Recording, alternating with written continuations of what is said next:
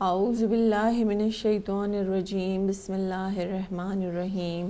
السلام علیکم ورحمۃ اللہ وبرکاتہ۔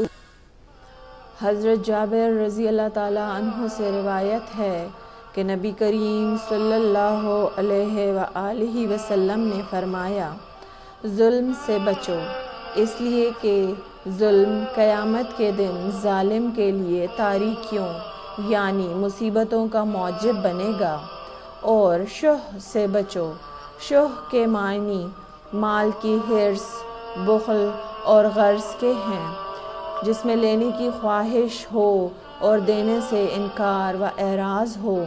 اس لیے فرمایا کہ شح سے بچو، اس لیے کہ اسی چیز نے تم سے پہلے کے لوگوں کو تباہ کیا، اسی نے لوگوں کو قتل و خونریزی پر آمادہ کیا اور جان، مال، آبرو کی بربادی اور دوسرے گناہوں کی محرک ہوئی۔ اللہ تعالیٰ سے دعا ہے کہ ہمیں ظلم کرنے سے اور شح سے اپنی پناہ میں رکھے۔ اللہ تعالیٰ ہمیں ضرورت مندوں پر خرچ کرنے والا بنا دے اور ظلم کرنے سے اپنی پناہ میں رکھے۔ اللہ تعالیٰ میرا اور آپ کا حامی و ناصر ہو، آمین یا رب العالمین۔ والسلام علیکم ورحمۃ اللہ وبرکاتہ۔